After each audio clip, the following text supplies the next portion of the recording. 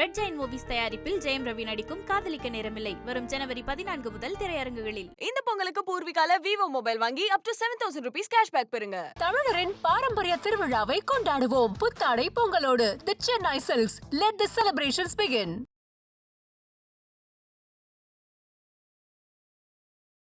இந்த ஆடியோ மூலமா ஜான் முழுக்க விஜய் தன் கையில இருக்கணும்னு எதிர்பார்க்காரு. விஜய் பிளஸ் நினைக்கக்கூடிய புசி ஆனந்த ஜான் மைனஸ் நினைக்கிறாரு.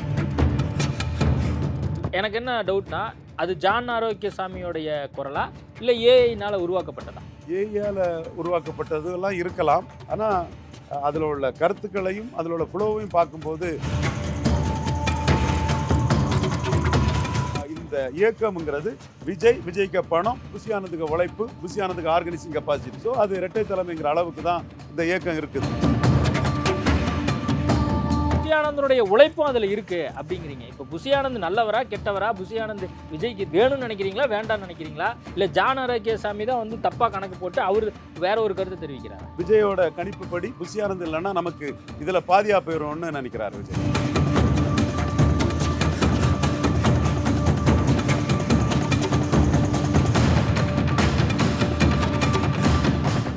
ஐபிசி தமிழ் நேயர்களுக்கு வணக்கம். இன்றைய நேர்காணலில் நம்மோடு இணைந்திருப்பவர் அரசியல் விமர்சகர் ரவீந்திரன் துரைசாமி அவர்கள். வணக்கம் சார். வணக்கம் சர்மா. ஜான் ஆரோக்கியசாமி பேசின அந்த ஆடியோ டேப் மிகப்பெரிய அளவில் பரபரப்பாக சோஷியல் மீடியாவில் பரவுச்சு. மெயின் ஸ்ட்ரீம் வரைக்குமே இது பரவி ஒரு யூகத்துக்கு விவாத பொருளாக மாறிச்சு. இந்த விவகாரம் தொடர்பாக நீங்கள் என்ன சொல்ல விரும்புறீங்க? என்னுடைய கருத்தை பிரதிபலிக்கக்கூடிய அளவுக்கு தான் இருக்குது. நான் எனக்கு என்ன டவுட்னா, அது ஜான் ஆரோக்கியசாமியோடைய குரலா இல்லை ஏஐனால உருவாக்கப்பட்டதா? ஏஐயால் உருவாக்கப்பட்டது எல்லாம் இருக்கலாம். ஆனால் அதில் உள்ள கருத்துக்களையும் அதில் உள்ள ஃப்ளோவையும் பார்க்கும்போது ஜான் ஆரோக்கியசாமி குரல் மாதிரி தான் தெரியுது.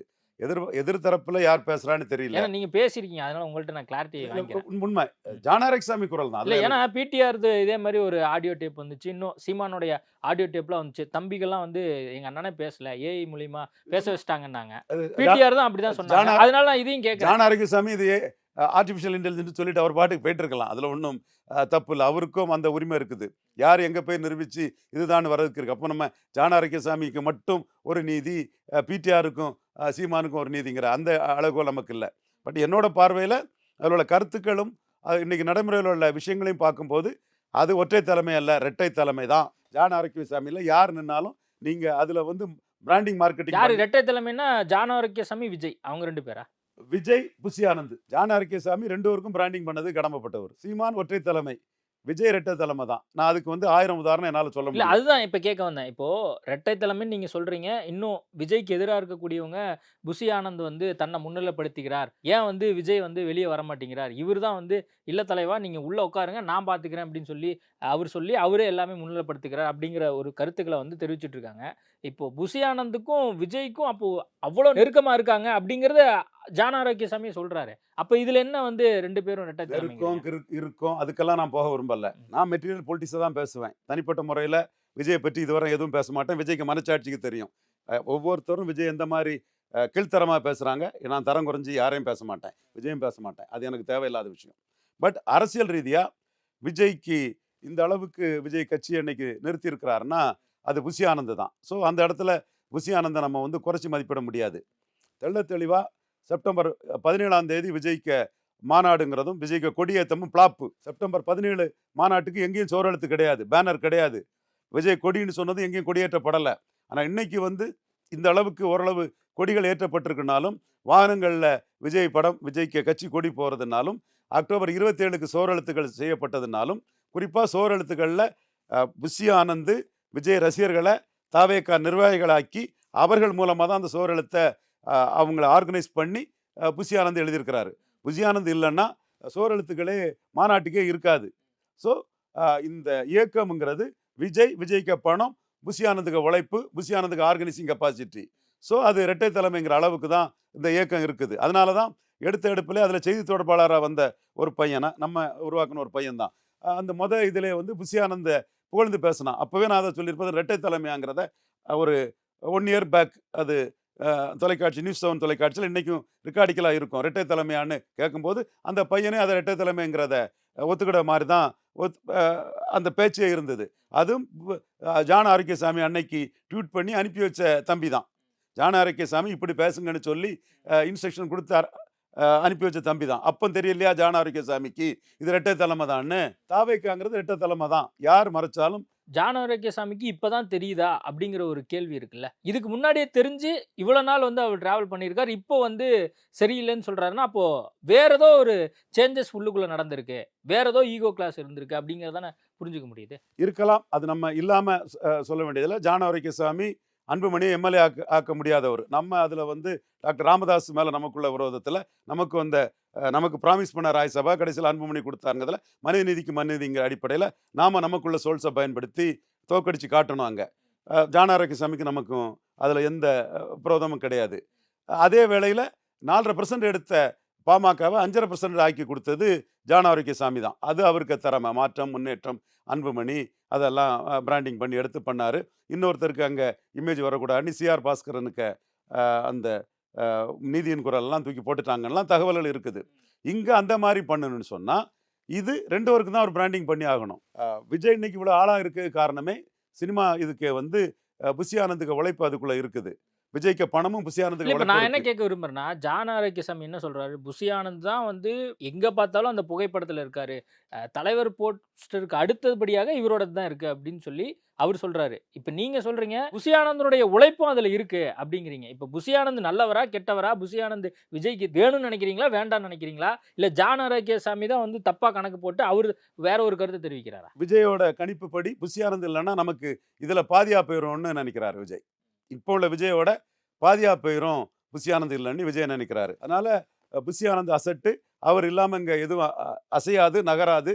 இது மூமெண்ட் ஓடணும்னா புஷி ஆனந்த் தான் தேவைங்கிறதுல விஜய் உறுதியாக இருக்கார். அதனால தான் அந்த மாவட்ட நிர்வாகிகள் கூட்டத்தை புஷி ஆனந்த் நடத்தினார்.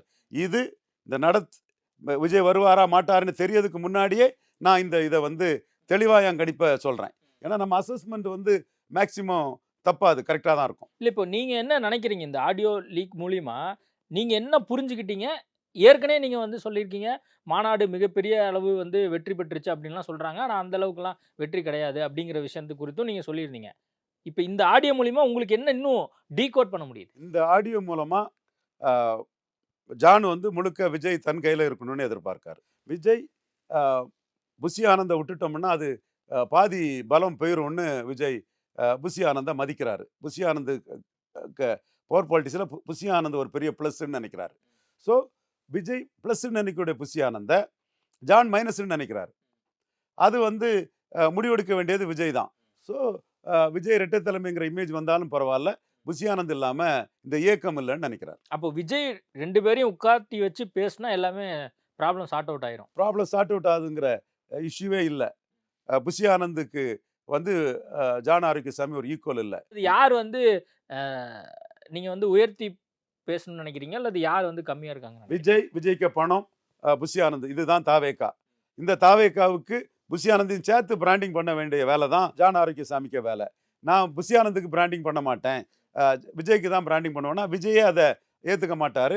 புஷி ஆனந்துங்கிற கை கால் இல்லாமல் இந்த தாவேக்காங்கிற மனுஷன் வந்து நடக்க முடியாது, அது படுத்துகிறோம். அதனால புஷி ஆனந்த் மஸ்ட்டுங்கிறதுல விஜய்க்கு கருத்து. ஏன்னா விஜய்க்கு தெரியும், விஜய்க்கு பணம், விஜய்க்கு முகம், பணம், புஷி ஆனந்த்னு சொல்லும்போது இந்த பணங்கிறத நான் இன்சிஸ்ட் பண்ணி சொல்கிறேன். அது யாரை விடவும் விஜய்க்கு நல்லா தெரியும். மிஸ்டர் விஜய் உங்களுக்கு நல்லா தெரியும் சார், அதனால தான் தவிர்க்க முடியாத சக்தியாட்டு நீங்கள் அரசியல் ரீதியாகவே புஷி ஆனந்தை வச்சுருக்கீங்க. அப்போ வந்து விஜயை நான் ப்ரமோட் பண்ணுவேன், புஷி ஆனந்த் வந்து தேவையில்லை, அந்த ட்ராக்குக்குள்ளே கொண்டு வராதிங்க அப்படிங்கிறது தான் ஜான் ஆரோக்கியசாமியினுடைய கருத்தாகவும் அவருடைய விருப்பமாகவும் இருக்கு. ஜான் ஆரோக்கியசாமிக்கு விருப்பம் அதுதான். ஆனால் அது விஜய் அவரு அந்த ஆடியோல இன்னொரு விஷயம் சொல்றாரு. அவர் நல்ல ஒரு கோஆர்டினேட்டராகவும் இருக்காரு. அவருடைய நல்ல விஷயங்கள் குறித்தும் சொல்றாரு. பட் எந்த அளவு வந்து உங்களை ப்ரமோட் பண்ணணுமோ அந்த அளவுக்கு மட்டும் பண்ணுங்க. இப்போ ராமதாஸா அன்புமணியா அப்படின்னா அன்புமணி தான். ராமதாஸ் அது யாரா இருந்தாலும் வந்து அவரெல்லாம் ஒதுக்கிடணும் அப்படிங்கிற கருத்தையுமே அந்த ஆடியோல அவர் பேசியிருந்தார்ல. ராமதாஸே தன் மகனை முன்னிலைப்படுத்தி கட்சியை நிலைநாட்டணும்னு ஒரு கட்டத்துக்குள்ள வராரு. அவர் தான், ராமதாஸ் தான் அன்புமணியை கொண்டு வராரு. ரவீந்திரன் துரைசாமிக்கு ராஜ்சபாவா, அன்புமணிக்கான அன்புமணிக்கு தான். அதான் ராமதாஸுக்கு முடிவு. அந்த முடிவில் தன் மகனை ப்ரொமோட் பண்ணாதான் கட்சி நிற்கணும்னு ராமதாஸ் பண்ணுறாரு. ஸோ ராமதாஸுக்கு முடிவில் தான் அன்புமணி அங்கே ப்ரொமோட் ஆகிறாரு. அன்புமணியே அப்பா காமெடி பண்ணுறாருன்னு தான் நினச்சிருப்பாப்புல. நான் எங்கே சீஃப் மினிஸ்டர் ஆக போகிறேன், அப்பா காமெடி பண்ணுறாருன்னு நினச்சிருப்பாப்புல. டாக்டர் ஐயாவுக்கு தெரியும், அன்புமணியை வச்சு தான் குரு சப்போர்ட்டோட தான் இந்த கட்சியை நிலைச்சு நிற்க செய்ய முடியும்னு தெரியும். அந்த கட்சி எடுத்த 5% வாக்கை நிலைச்சு நிற்கிறதுக்கு தான் ராமதாஸுக்கு ஸ்ட்ராட்டஜி தான் அது. அந்த ஸ்ட்ராட்டஜிக்கு தான் அவர் ஜான் ஆரோக்கியசாமியை என்கேஜ் பண்ணுறாரு. அன்புமணி நினச்சி எடுத்த ஸ்ட்ராட்டஜி அது அல்ல. இங்கே அப்படி இல்லை. இது பிறக்கும் போதே ரெட்டை தலைமை, பிறக்கும் போதே ரெட்டை தலைமை. இல்ல இது நல்லதுன்னு நினைக்கிறீங்களா? இல்ல வந்து இல்ல காலப்போக்குல வந்து அது விஜயே புரிந்து கொண்டு நம்ம தான் வந்து முக்கியத்துவம். இப்ப சீமான் எப்படி நாம் தமிழர் கட்சினா சீமான் தான் அப்படின்னு ஒரு இடத்துக்கு போயிட்டு இருக்குல்ல. அதே மாதிரி அவர் காலப்போக்குல அவர் புரிஞ்சுப்பாருன்னு நினைக்கிறீங்களா? இல்ல ரெட்டை தலைமை தான் தாவேகாவுக்கு நல்லதா? ரெட்டை தலைமை ரெட்டை தலைமை ஆப்ரேஷன் பண்ண நினச்சா பேஷண்ட்டுக்கு வந்து பெரிய பாதிப்பு ஏற்படும். அது விஜய் வந்து ஆப்ரேஷன் பண்ண முடியாது. பார்ட் அண்ட் பார்சல் ஆஃப் தாவேகா வந்து புஷி ஆனந்த் தான். புஷி ஆனந்த் நீங்கள் கையில் எடுத்தீங்கன்னா எதுவுமே இங்கே நகராது. விஜய் மன்றத்திலிருந்து தாவேகா நிர்வாகி ஆனவங்கள்லாம் புஷி ஆனந்த் கிட்ட ப்ராக்சிமிட்டி கொண்டவங்க. அதனால புஷி ஆனந்த் தள்ளிட்டா இன்னொருத்தர் அந்த இடத்துக்குள்ளே வந்து இன்னொரு செட் ஆஃப் பீப்புளை அரேஞ்ச் பண்ணுறது வந்து வருஷங்கள் பல ஓடிரும். இல்ல அத விஜய் புரிஞ்சுக்கலையா? இப்ப அதுதான் நான் கேட்க வந்தேன். இப்ப 100 ஏற்கனவே மாவட்ட செயலாளர்கள் ஏற்க- இல்ல 100 மாவட்ட செயலாளர்கள் போட போறோம் அப்படின்னு செய்தி. விஜய் அவர்கள் என்ன சொல்லியிருப்பாரு? 100 பேரை போட்டு விட்டுருங்க. தமிழ்நாடு ஃபுல்லா இருக்கக்கூடிய மாவட்ட ரீதியா அப்படின்னு சொல்லியிருப்பாரு. 100 பேரை வந்து புஷி ஆனந்த் நேரடியா பார்த்தோ அல்லது ஏதோ டெஸ்ட் வச்சோ வந்து தேர்ந்தெடுத்துறாரு. இப்ப இதுல யாரோ ஒருத்தர் செயல்பாடு சரியில்ல அப்படின்னா விஜய்க்கு எப்படி தெரியும்? எப்படி அவர் புதுசா மாத்துவாரு? அப்படிங்கிற ஒரு நடைமுறை சிக்கல் இருக்குல்ல. இப்ப இதெல்லாம் தெரியாமயா விஜய் கட்சி ஆரம்பிக்கிறாரு? சரியில்லைன்னா புஷி ஆனந்த் தான் மாற்றுவார். புஷி ஆனந்துக்கு நீங்கள் சரியில்லைன்னா மாற்றிடுவார், அவ்வளவுதான். இல்ல புஷி ஆனந்துக்கு வந்து என்ன பிடிக்கல. விஜயோட ஆளா இருக்கேன் அல்லது ஜான் ஆரோக்கியசாமி ஆளா இருக்கேன். இல்ல யாரோ ஒரு ஆளா இருக்கேன். அல்லது நான் விஜய் அப்ரோச் பண்ணக்கூடிய இடத்துல இருக்கேன். நீ எல்லாம் விஜய் கூட எல்லாம் பேசக்கூடாது. நான் தான் மூலியமா தான் போகணும் அப்படின்னு சொல்லிட்டு நினைச்சிட்டாருன்னா என்ன பண்ணுவீங்க? இந்த இதுக்கு பதில் என்னன்னா 17ஆம் தேதி எங்கேயும் சோரெழுத்து கிடையாது. திண்டிவனம் ரூட்டில் ட்ராவல் பண்ணிட்டு இருக்கேன், காஞ்சிபுரம் ரூட்டில் ட்ராவல் பண்ணிட்டு இருக்கேன். கிருஷ்ணகிரிக்கு போகும்போது வேலூர் ஆம்பூர் சைடும் போனேன். நீங்கள் எந்த ஊர்லேயும் எந்த ஒரு பத்திரிகையாளர்னாலும் சரி, அந்த ஊரில் உள்ள அரசியல் பிரமுகர்களாலும் சரி, இன்னைக்கு ஊடகவியலாளர்கள் ப்ளஸ் அரசியல் விமர்சகர்கள் யார் வேணாலும் ட்ராவல் பண்ணுங்க. விஜய் மாநாட்டுக்கு செப்டம்பர் 17 சுவரெழுத்து கிடையாது. அக்டோபர் 27 சுவரெழுத்து வருது. எல்லாம் புஷி ஆனந்த் ஆதரவாளரால் விஜய் பணத்தால் எழுதப்பட்டது. அப்போ புஷி ஆனந்த் எவ்வளோ முக்கியமானவர் விஜய்க்கு தெரியும். தன்னோட பணம் தான் இவ்வளவு வேலை செய்யுது புஷி ஆனந்த் மூலமானு தெரியும். அப்போ அந்த புஷி ஆனந்தை நீக்கிக்கிட்டு அரசியல் பண்ண நினைச்சானா யார் இருப்பா? செப்டம்பர் 17 மாநாட்டுக்கு தன்னெழுச்சியாக யாரும் சுவரெழுத்து எழுதலை. நான் பொய் சொல்லலைங்க, 100% உண்மை. நீங்கள் வாங்க, நான் காட்டித்தரேன். யார் வேணாலும் இதை ஆய்வு பண்ணி பார்த்துக்கலாம். அப்போ 27 சுவரெழுத்துக்கள் வரதுக்கு காரணம், பேனர் வர்றதுக்கு காரணம் புஷி ஆனந்த் விஜய்க்கு அபிமானம் மூலமாக விஜய்க்கு மக்கள் இயக்கத்தில் இருந்து புஷி ஆனந்தின் அரசியல் ஆதரவாளரானவர்கள் தான் அதுக்கு காரணம். அவங்க பேர் தான் அங்கே டாமினண்டாக இருக்கும். ஓகே. அப்ப நான் புரிஞ்சுக்கிற மாதிரி இருந்தா ஜான் ஆரோக்கியசாமி இல்ல ரவீந்திரன் துரைசாமியே வந்து விஜய்க்கு கன்சல்டண்டா போனா புஷி ஆனந்தை விட்டு கொடுக்க மாட்டார் விஜய். புஷி ஆனந்த் இல்லாமல் அங்கே விஜய் இல்லை. அப்படிதான் இருக்கு கட்சி இப்போ. கண்டிப்பாக பவர் பாலிடிக்ஸில் புஷி ஆனந்த் தாவேக்காவில் மிகவும் தவிர்க்க முடியாத சக்தி. அதனால தான் முன்னே நான் ஒன்றரை ஆள் கட்சின்னு சொன்னேன். நம்ம கரெக்டாக சொன்னோம். இப்போ வந்து புஷி ஆனந்துக்கு ஆடியோ இவர் ஜான் ஆரோக்கியசாமிக்கு ஆர்டிஃபிஷியல் இன்டெலிஜென்ஸா நிஜமோ அந்த ஆடியோ வந்த பிறகு அது இரட்டை தலைமை தானே நான் அடிச்சு ஆணித்தரமா சொல்லிட்டேன். இல்ல இந்த மாதிரி கருத்துக்கள் இந்த மாதிரி ஒரு விஷயம் வந்து லீக் அவுட் ஆகுதுல்ல. இதை விஜய் வந்து புரிஞ்சு வச்சிருப்பாரா? இதை சரியா அடுத்த இடத்துக்கு நகர்த்தி போவார்னு நினைக்கிறீங்களா? அரசியல் ரீதியாகவோ அல்லது இப்படிலாம் ஒரு குழப்பம் நம்ம கட்சி தொடங்கி இத்தனை நாளுக்குள்ளேயே இவ்வளவு வருது அப்படிங்கிறதெல்லாம் அவர் புரிஞ்சு வச்சிருப்பாரா? விஜய் ஒன்றும் கேப்டன் விஜயகாந்த் இல்லை, அவர் ஆர்கனைசர் கம் லீடர். இவர் ஒரு ஃபேஸ் தான். அப்போ இந்த ஆர்கனைசருங்கிறவர் இல்லைன்னா தாவேக்கா இல்லை. சீமான் ஒற்றை தலைமை. திருப்தி இருந்தா இரு, அதிருப்தினா எங்கே திருப்தி அங்கே போய் சேர்ந்துக்க. ஸ்ட்ராங்காக வந்து அவராக ஆர்கனைஸ் பண்ணி ஆர்கனைசிங் ஒர்க்கும் அவர் தான், லீடரும் அவர் தான், ஸ்ட்ராட்டஜியும் அவர் தான், அதை ப்ரொபகண்டா இதுவும் அவர் தான். ஒரு ராஜீவ் காந்தி ஒரு கல்யாண சுந்தரம்னா 10 ராஜீவ் காந்தி 10 கல்யாண சுந்தரத்தை அவரால் உருவாக்க முடியுது. ஸோ அந்த டைப்பில் அவர் போயிட்டுருக்காருன்னா அது ஒற்றை தலைமை. இது வந்து அமைப்பு பணிகள் விஜய்க்கு வராது. அப்போ அமைப்பு பணிக்கு புஷி ஆனந்த் இல்லாமல் இல்லை. இன்னொருத்தர் நீங்கள் போட்டிங்கன்னா பாதி ஆட்கள் புஷி ஆனந்த் கூட வெளியேறுவாப்புல. இல்ல இந்த ட்ராக் சரியான ட்ராக்கா? கட்சிக்கு இது ஒரு சரியான ட்ராக்காக தான் இருக்கும்னு நினைக்கிறீங்களா? ஏன்னா இப்போ இன்னும் 1 வருஷம் தான் இருக்கு தேர்தலுக்குலாம். 1 வருஷத்துக்குள்ள புஷி ஆனந்துக்கு எதிராக எதுவும் பண்ணிட முடியாதுங்க அந்த கட்சியில். இது இப்படி தான் ஓடும். ஜான் ஆரோக்கியசாமி தன் ஆதங்கத்தை காட்டியிருக்கிறாரு. சரி, ஓகே. ஜான் ஆரோக்கியசாமி ஆதங்கத்தை காட்டியிருக்காரு. ஜான் ஆரோக்கியசாமி திரும்ப அவர் கூட தான் தொடருவாரா? அது எம்ப்ளாயருக்கும் அதில் ப்ரொஃபஷனலுக்கும் உள்ள ரிலேஷன்ஷிப்பை பொறுத்து. இல்லை இப்போ ஆதவ அர்ஜுன் வேற விசிகால இல்லை, அவர் எதுவும் இந்த பக்கம் போறதுக்கு வாய்ப்பு இருக்கா? இல்லை, அது புஷி ஆனந்தும் விஜயும் முடிவு பண்ணுவாங்க. புஷி ஆனந்தும் விஜயும் முடிவு பண்ணுவாங்க. ஒருவேளை நீங்க எங்களுக்கு சரியில்லை அல்லது நான் சொல்றதை நீங்க கேட்கல அப்படின்னு சொல்லி புசி ஆனந்த் நினைச்சா ஆதவர்ஜுனை கூட்டு வந்துருவாங்க. புஷி ஆனந்தும் விஜயும் சேர்ந்து முடிவு பண்ணுவாங்கன்னு ரெட்டை தலைமையில 2 பேருக்குமே அந்த அந்தஸ்தையும் மரியாதையும் நான் கொடுத்துட்டேன். ஓகே, நிறைய விஷயங்கள் குறித்து பேசியிருக்கோம். நேர்காணல் கொடுத்ததுக்கு மிக்க நன்றி.